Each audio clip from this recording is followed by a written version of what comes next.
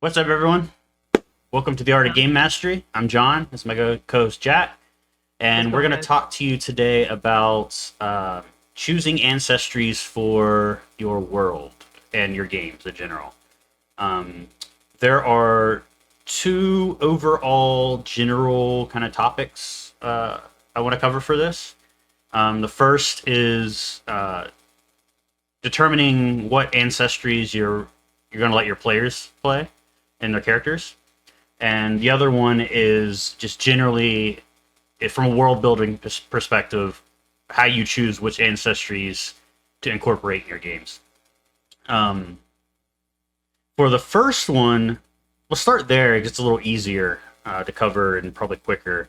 But I think, and Jack, you can correct me if I'm wrong, but I think that there's this kind of sentiment within certain circles of the overall tabletop RPG community um, around the idea that if like a system like Pathfinder or D&D presents ancestries in their games and has mechanics for them, that GMs are required to use them, allow players to play as those ancestries. And I think that Yep. that's an So it's the other way. unfair sentiment to the game master.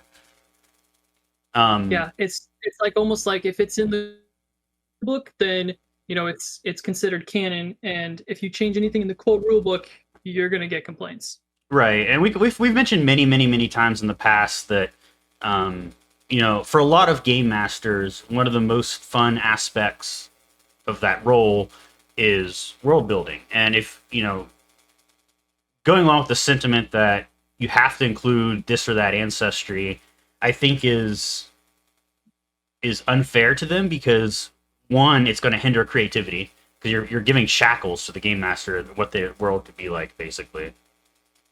And two, it it's going to potentially decrease the fun factor for them. And I mean, like, if one of the most fun facts for a game or facets of game mastery for a game master is world building, then shackling them to require them to use this or that ancestry is going to potentially reduce that fun factor for them. And I don't think that's fair either. Do you have any thoughts on that, Jack? Yeah, I I don't want to take away from people's fun, but sometimes when you're making a game, you got to make decisions.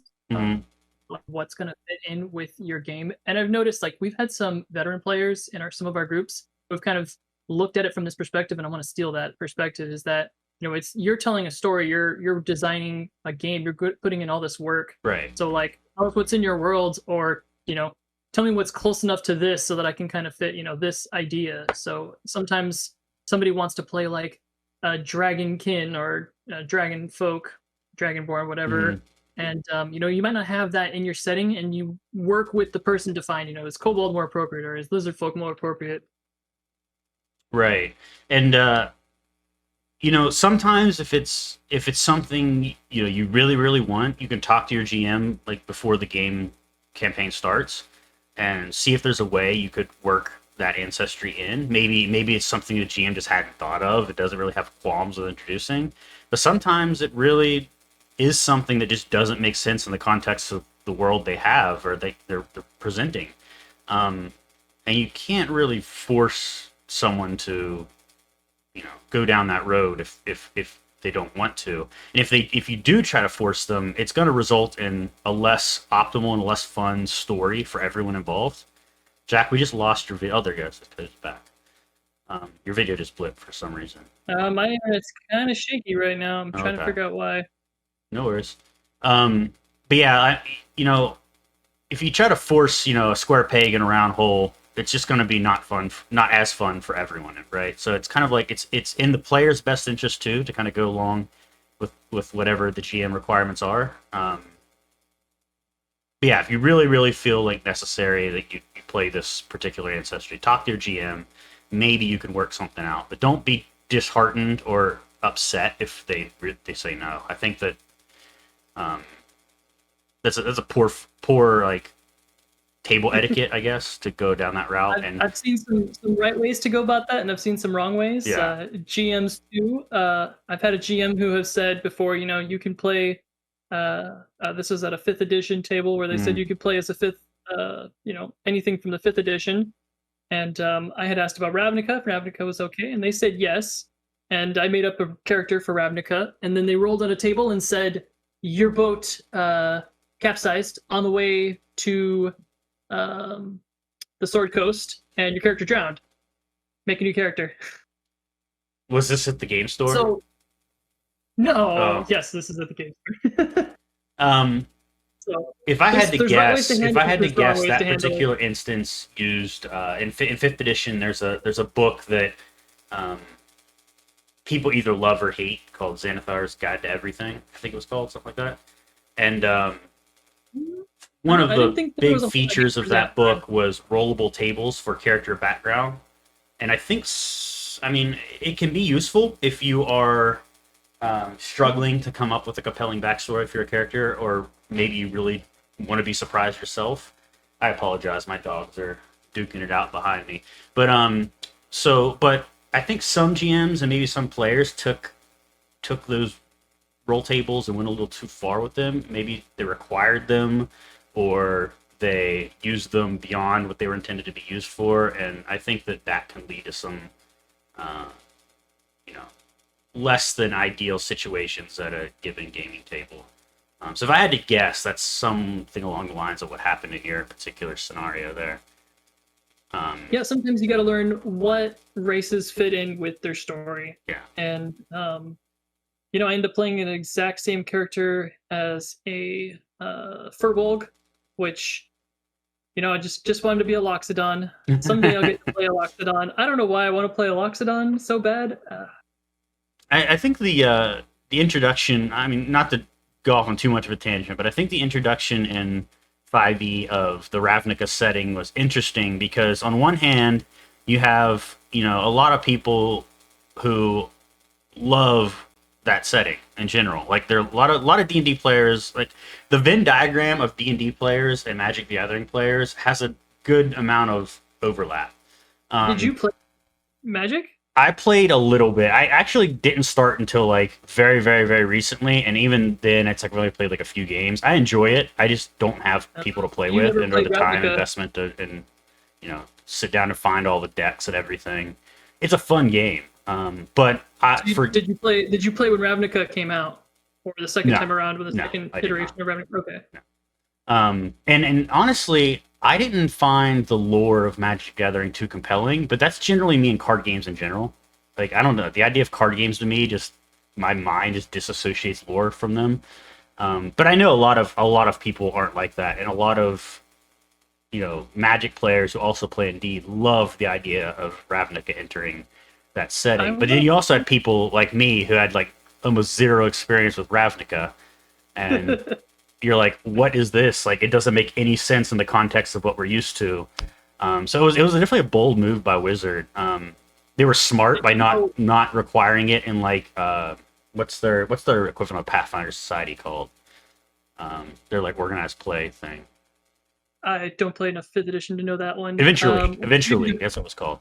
They disallowed it in Eventually because it wasn't canon to the Forgotten Realms, which I think was smart. But then they didn't really give any kind of not inspiration, but like advice to game masters about how to incorporate these things into their Forgotten Realms campaigns, because they're very different, right? They're like completely different settings, practically.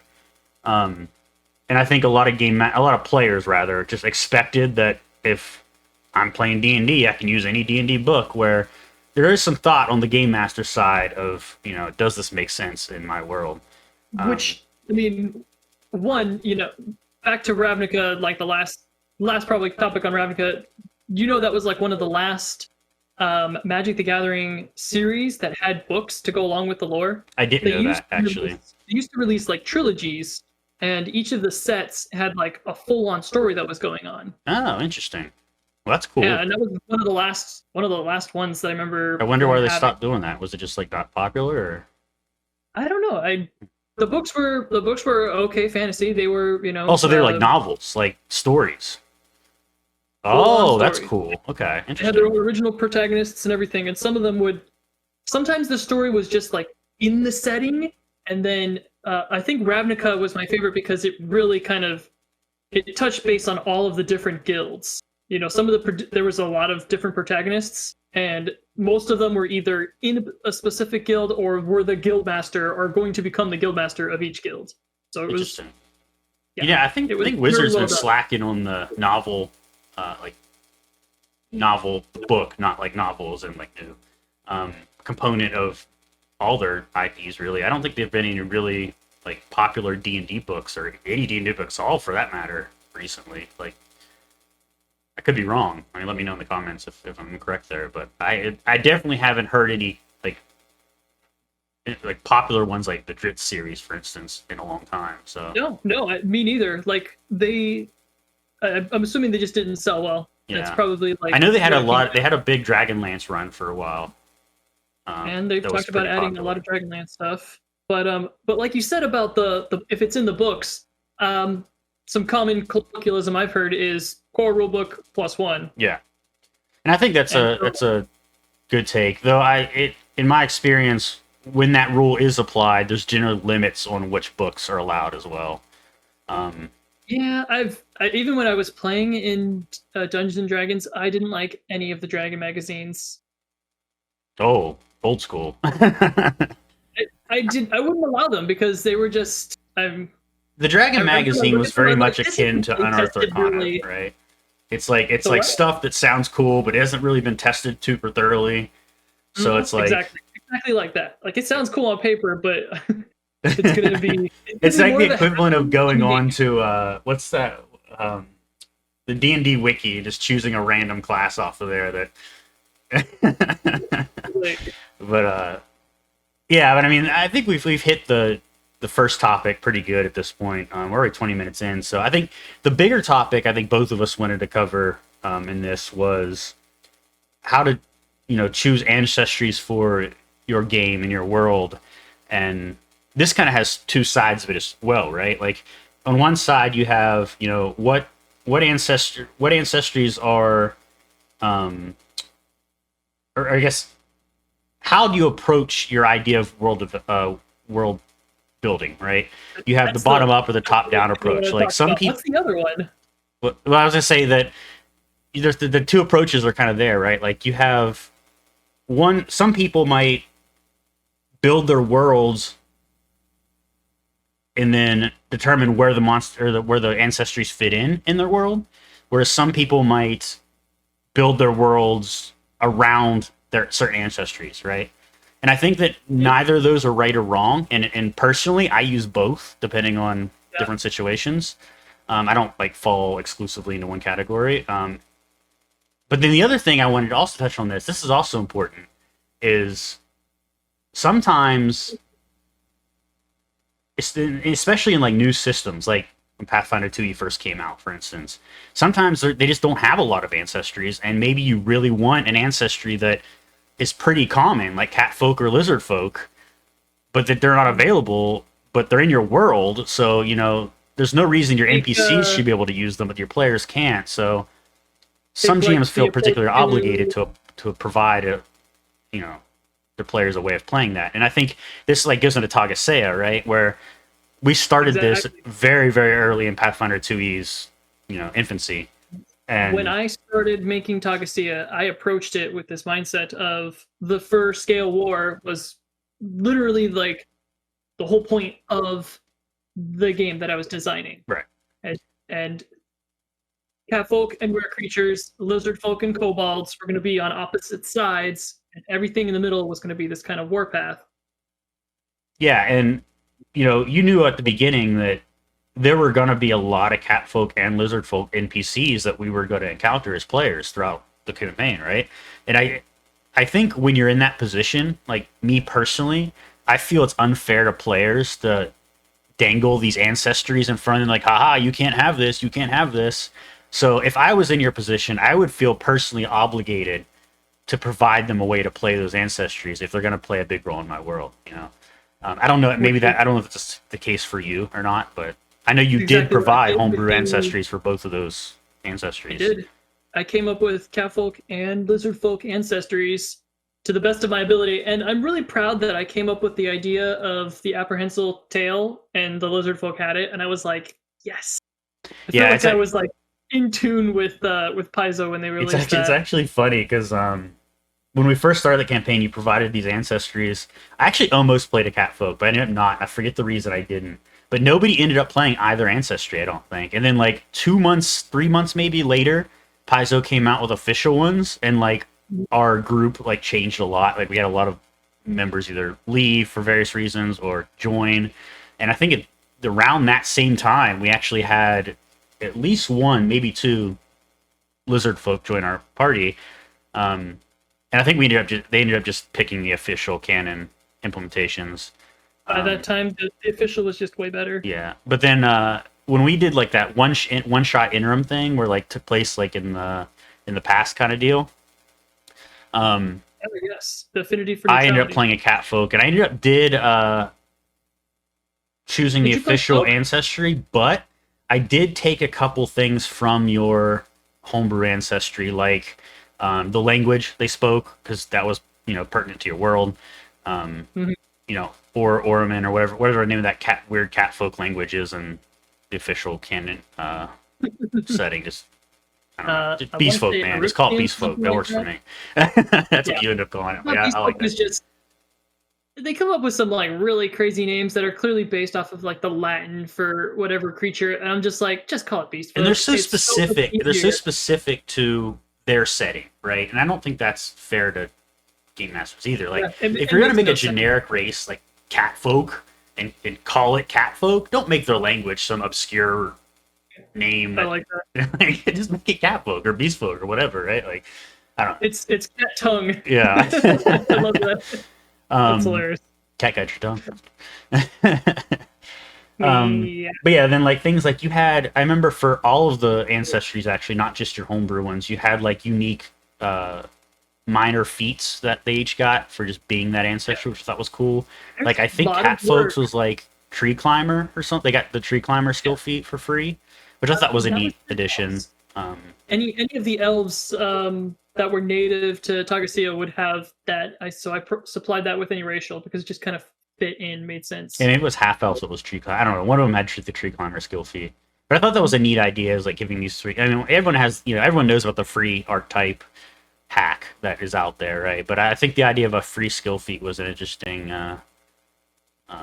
idea that I might actually use in the future. It was kind of neat, but I think that that approach. So we talked about like what, like how I had these races ahead of time.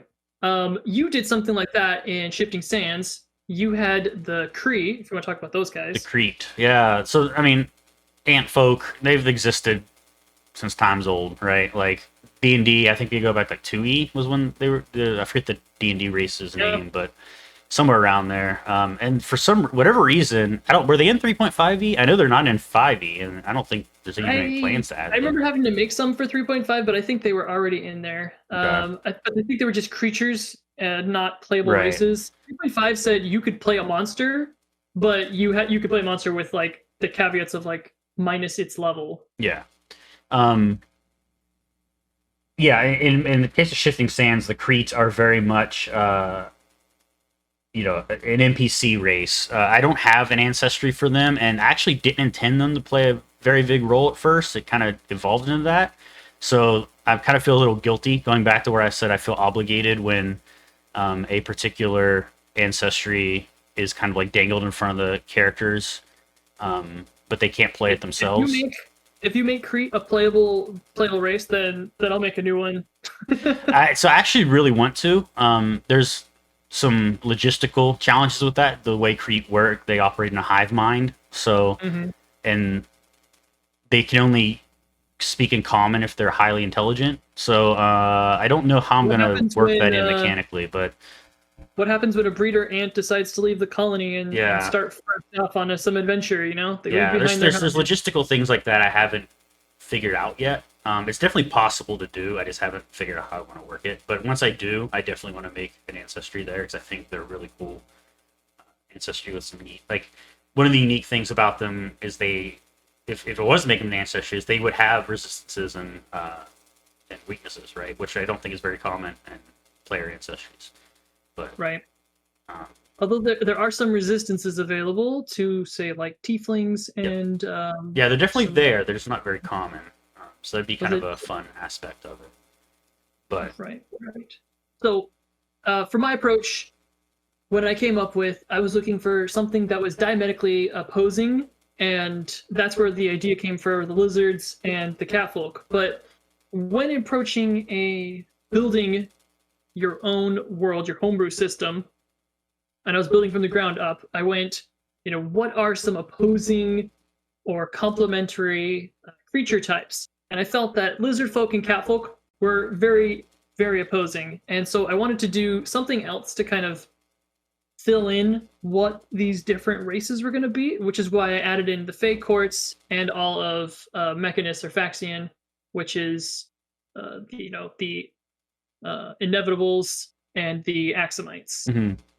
So I this particular theme I went with very, very opposing races, and I wanted to make sure that if you couldn't choose to be since you can't really be born a Fae, it's just the power level is too high, and being inevitable once again. But lo and behold, Pathfinder has released a new Axamite. What is it So called?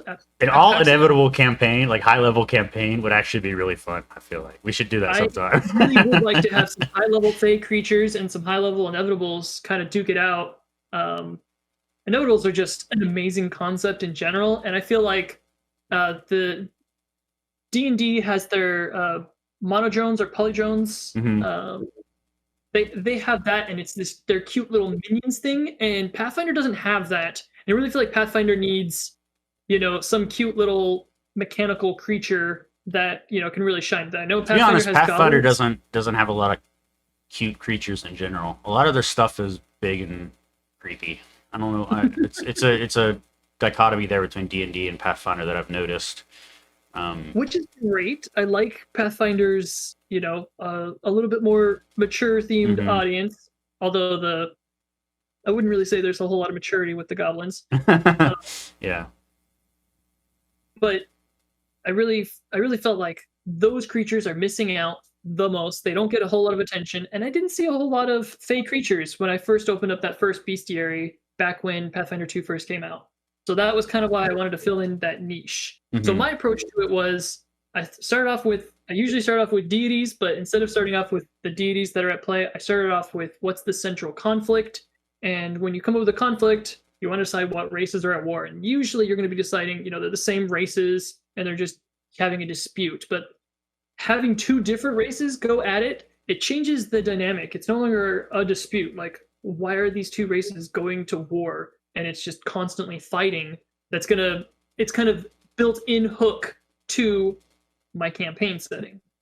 And so my approach to it was, how am I going to get my players interested and involved in a war that if they choose races that doesn't even affect them?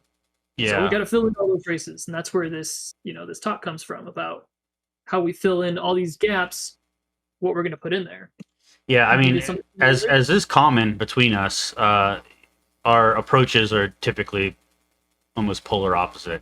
Yeah, I've noticed when you first gave us the pitch for Tagasea, you actually gave us multiple options, and all the worlds were very different. And I noticed when you did this Oh, that you seem to build your games around a story first, and then build a world that fits that story.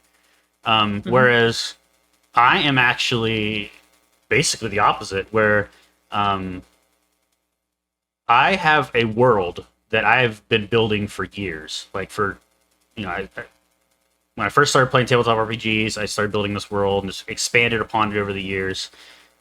Used it for working on video games and stuff. And I like to choose a region of that world to be the place that the campaign takes place in. Um, and usually I pick that by choosing a place that I haven't fleshed out quite as much yet, because it kind of forces me to flesh it out as we play. Um, and that's very much how Shifting Sands came to be. I'm like, you know what? I have this vast desert with like this rich, diverse group of people who live there and ancestries live there. But I've never actually given it a history, really, beyond the overall history of the continent. I've never really talked about what ancestries are there, and I've never really thought about what ancestries were there before the major event, the cataclysm event that happened in the world's past. And I thought that would be a really neat place, especially because deserts aren't a very common setting for fantasy games because they're not as beautiful to look at for a lot of people. So they very much can be, with the right architecture. But so I wanted to do that, and then I'm like, okay, well, at the time I was playing, we were very in, and I still am, but we were at the time we were very into Elder Scrolls Online, and I had just finished finally going through the story for I think it was actually the first DLC that came out like years ago that I never took the time to go through. The Rothgar, the Orsinium, I think is the name of the DLC, the Orc lands. And I thought, they took a really neat approach to orcs. What can I do here? Like, what can I take from this and kind of make it my own here? That orcs aren't just this, evil, savage race who just is hell bent on destruction. Like, I like how the orcs are an actual civilized, somewhat civilized culture, people. And I'm like, what would that look like in the context of my world? Like, I never really thought about orcs, really, other than the fact of throwing them at NPCs as fodder. Like, like I've never really thought about their history. I'm like, half orc is an official ancestry, and orc is probably likely, I think actually, now it is, full orc is an actual ancestry you can choose. And I'm like, what? I never really fleshed it out. So I'm like, that'd be a fun, background for this campaign. Like, let's talk about what the orcs were, and that's where orcs became a thing. And then eventually, through play and everything, I realized, okay, the orcs need more than just human adversaries, right? Like we know we have established that the orcs are taking back their homeland, and the humans are kind of approaching one another. But there's got to be more than that. You can't just have one, or you can't just have two opposing factions, right? There's always got to be a wild card, a third ball there. And that's where the concept of creep came in. I'm like, what else would be in a desert that makes sense? I'm like, well, I'm thinking back to like Dune. You have the big sandworms, right? I'm like, well, I can't really make sandworms an intelligent ancestry. I mean, I could, but what else? Well, ants like to burrow. I told you that I wanted to do a desert setting because I have a big desert setting in my story book that I let you guys check out for the alpha readers. And I like this idea of, if you watch, remember, was it Final Fantasy 12 with what was that guy's name? Van was in 12. Yeah, 12. Right? Yeah. The Sorry, I'm replying to the chat. So like the Sand Sea area, how you have those like serpents that kind of like, they're not worms, but they're worms, and they kind of like glide through the sand. They have like Earth Glide. I feel like Earth Glide doesn't get used enough. But something like that, pulling around ships and stuff. Yeah, I actually didn't think of those monsters. But that's actually a good point. Yeah, I mean, Final Fantasy 12 did have a lot of desert zones, and that's actually somewhere I should start looking at for more inspiration, because I didn't think of that. But yeah, I wanted something more humanoid, I guess, to give the player something more relatable to. So I was thinking like through all the fantasy humanoid ancestries I could think of. I'm like, well, there's the Antkin. So in Final Fantasy 11, which was like my first MMO back in like, I think it was 2002 when it released in the US. It was in 2000 in Japan, but there was an ancestry or race. It wasn't a player race. It was just a monster race. They called them Beastmen, which were like the humanoid monsters. And they were called there's Antica or Antikin, one of the two. I think it was Antica, and Antikin was the language or whatever. But they were very much the inspiration for my Crete. And in fact, the art I use in the Foundry game is actually Antikin or Antica art from Final Fantasy 11, because they were like, they gave me a lot of ideas there, because I'm like, you know what, ants, that makes perfect sense. Ants love to burrow, they love to build, like communities underground, where these ruins, old orc ruins, are. So makes sense that they found them. And there's actually I hesitate to say dungeon, because dungeons didn't really exist in Final Fantasy 11, but it was that kind of deal. It was called Quicksand Caves, and they were effectively ruins underground, but they were the game never explained where they came from, or Like to this day, no one knows what the hell the quicksand caves are. Like there's no lore around them at all. But like the architecture kind of inspired me. I'm like, okay, that's actually a cool idea. Is how these ants are just building, you know, their tunnels, just building their communities, and oh, there's a rock wall there. Guess I'll just go through it. You know, like so you have these ruins, and then there's just random holes in the walls that go into the rest of the underground, where ants have just kind of dug through, you know, to make their way. And I thought that was kind of cool. So that's kind of where the idea of the Crete, the orcs, and the human or the human-like elves, cat folk, all that stuff arose from. So yeah, I very much I build the story around my world, whereas you seem to build your worlds around the story you want to tell, which I think is really good as well. Just two different Either way, approaches about right? It's all about that creative process where if you do a different process every time, great. So as long as you're creating, that's the whole point about game mastery is find if you have a particular style, stick with it. If you want to branch out, here's for some ideas. If you haven't found, where your creative juice comes from, somewhere between John and I, you're gonna figure out, because John and I are like exact opposites. We're like heads and tails here. It's good though, because it gives us both different perspectives on things that we might not have considered otherwise, which is important. A BoJack and Mr. Peanut Butter. I really need to watch that show. It looks so funny. I need to watch it. Yeah. We've told you time and time again. It's sad. It's dark and sad, but it looks so funny to me. I don't know why. There's a lot of great stuff in it. So I approached with Lizardfolk. One of the things that I liked about Lizardfolk is, I just watched a video on just like all kind of different dragon. What is it called in 5th edition? They're called Dragonborn. Dragonborn, yeah. They're a pretty hand wavy race. You want to see some hand wavy? They are neither dragons nor are they born from dragons. And pretty much every GM I know who's experienced in games other than Pathfinder, or maybe even started in older D&D editions, find the idea of Dragonborn just the worst thing to ever plague 5e story, like setting wise.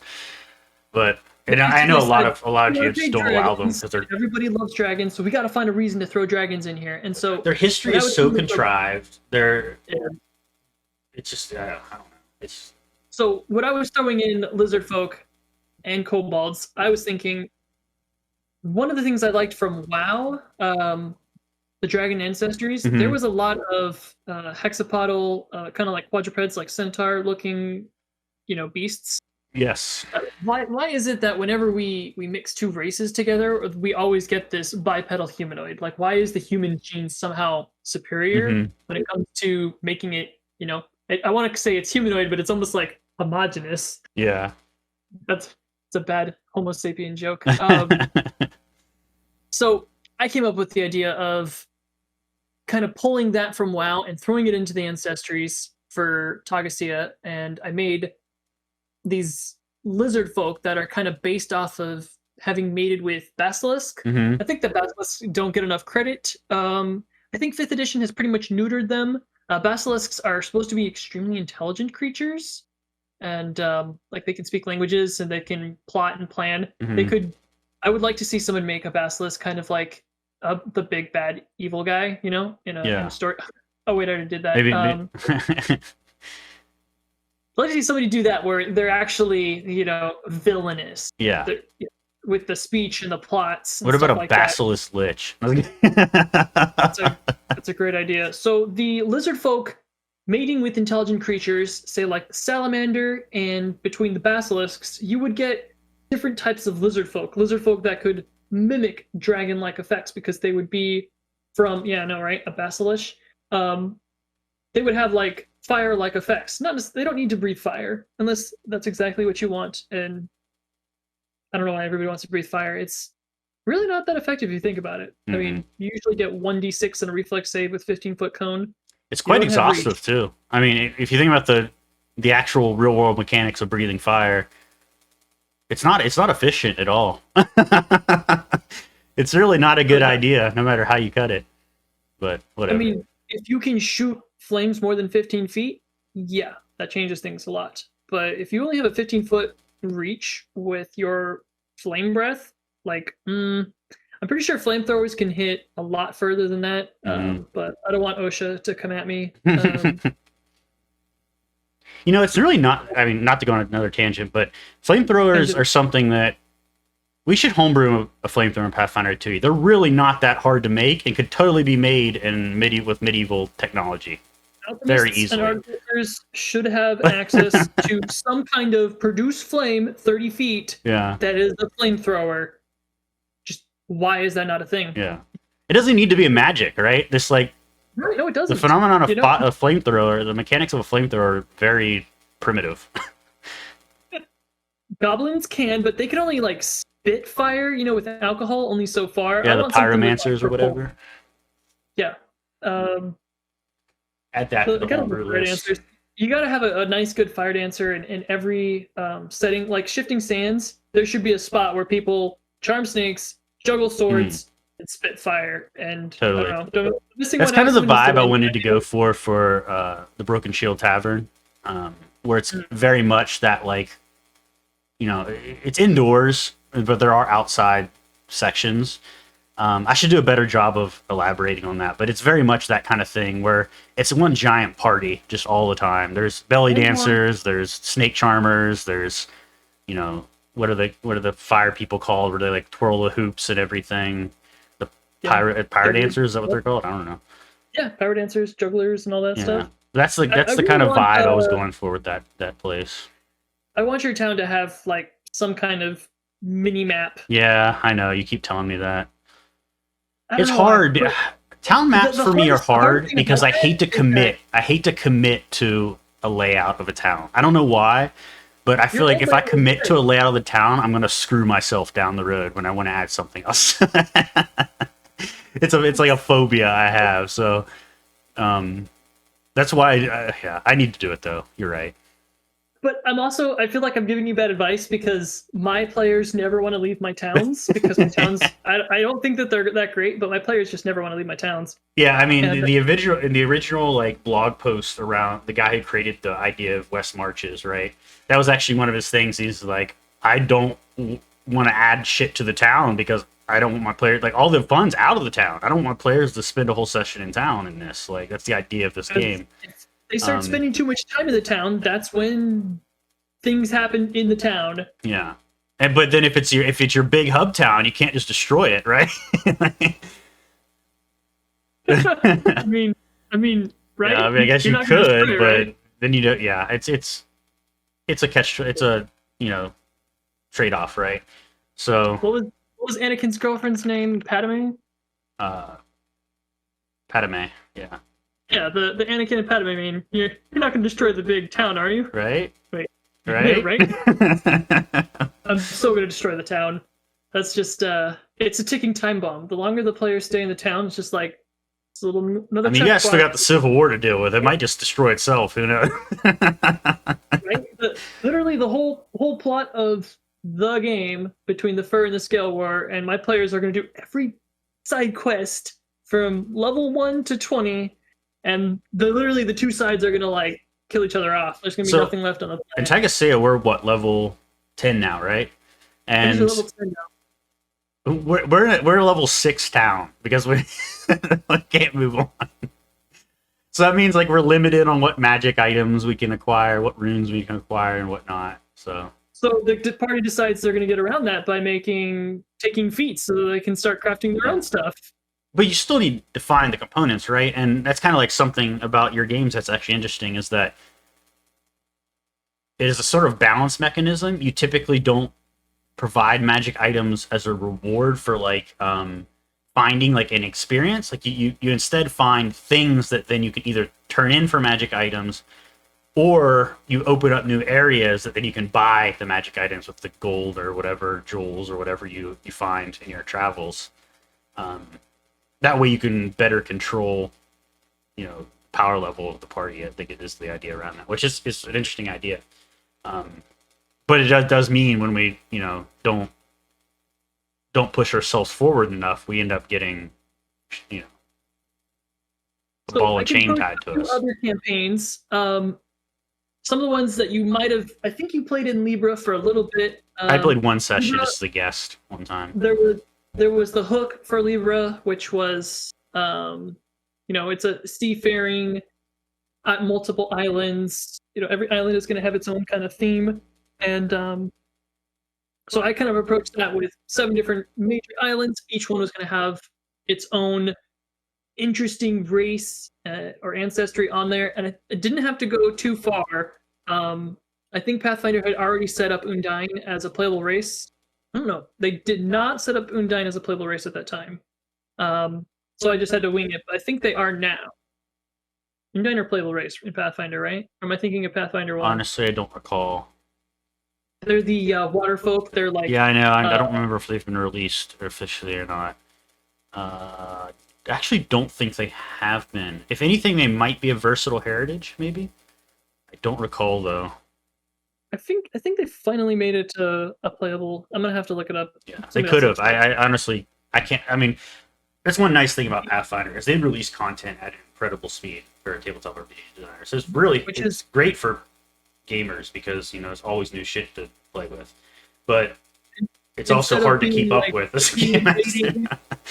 Instead of waiting and waiting, I can't keep up. Yeah. I can't find a happy medium here.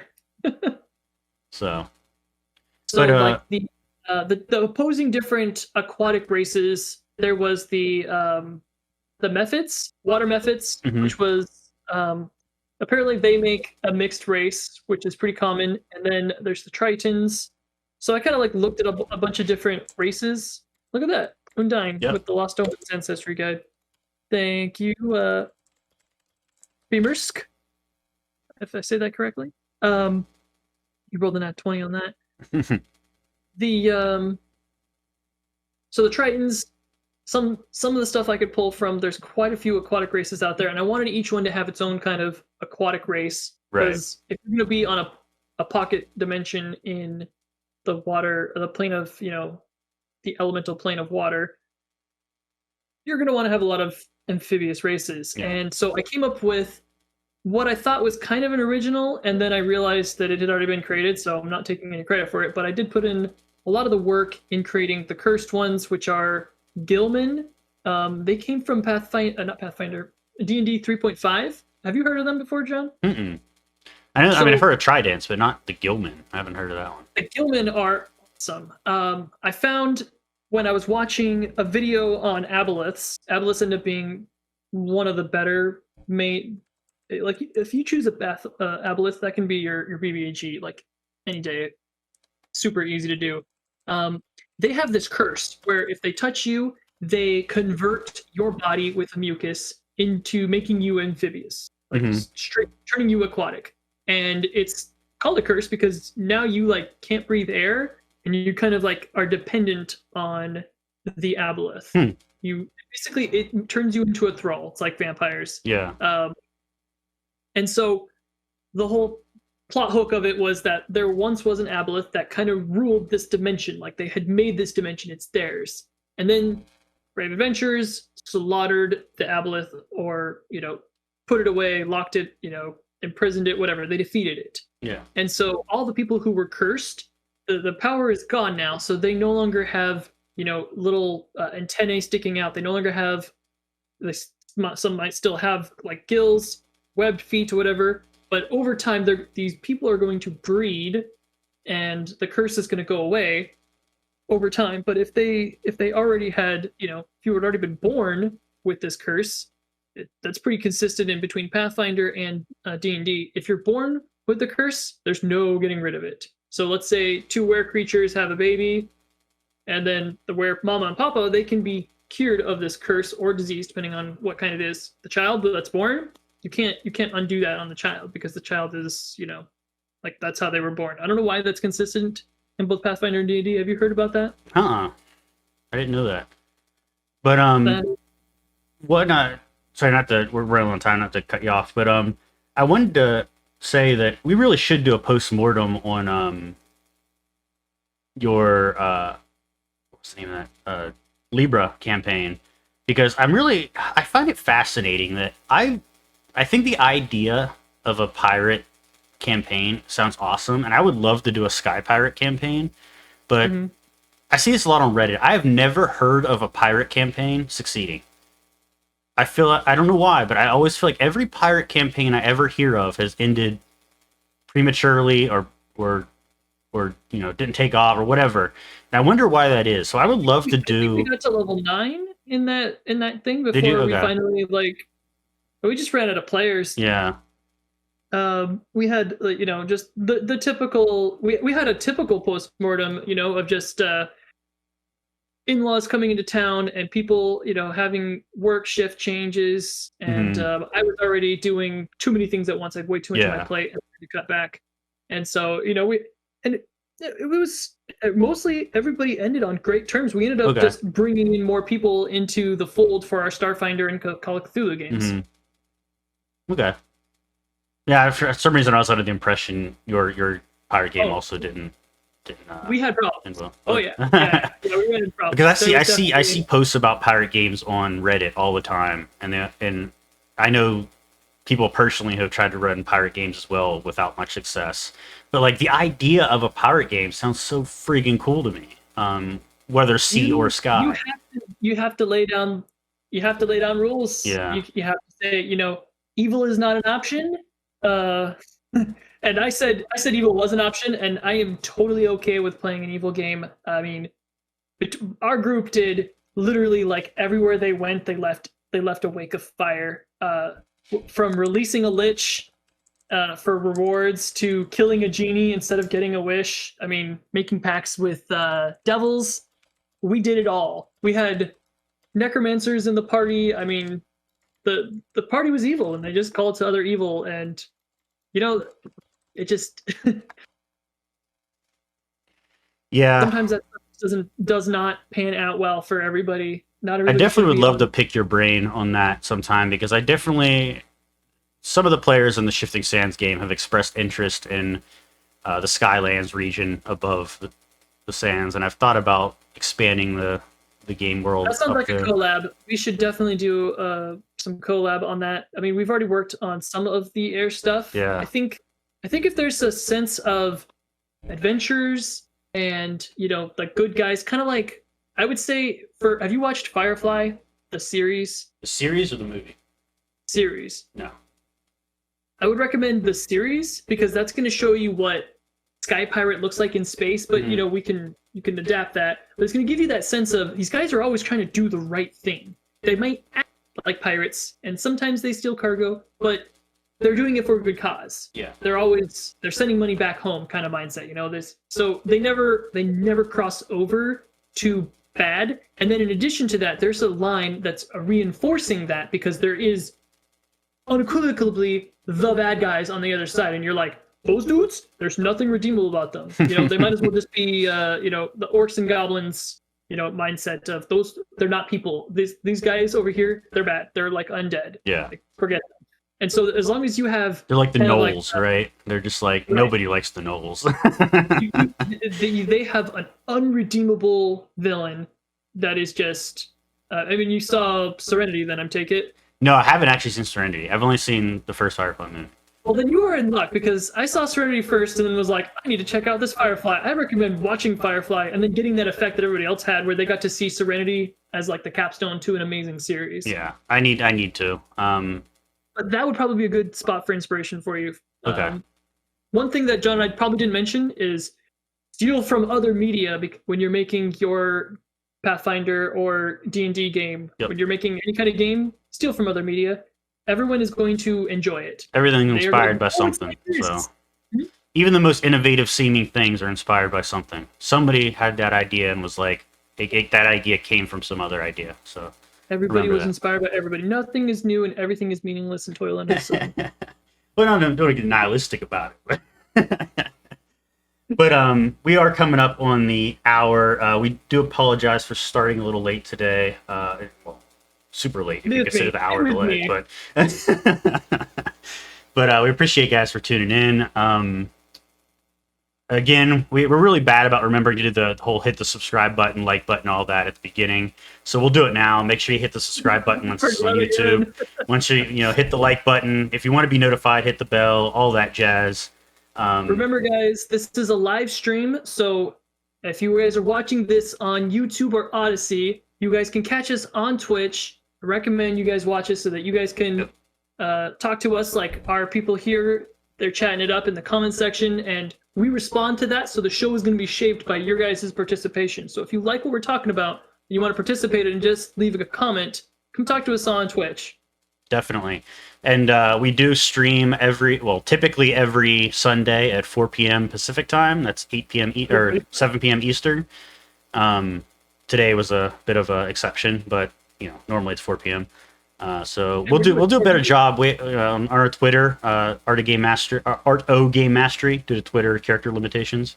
We'll do a better job of posting links and whatnot more often, so you can be up to date on that. The website, we're gonna start adding some more stuff to it. Oh, we got a new follower. Thanks, Bemersk. Yeah. Thank you. But yeah, we're running up on the hour, so we're gonna cut it here. We will have the video up on YouTube within the next couple days.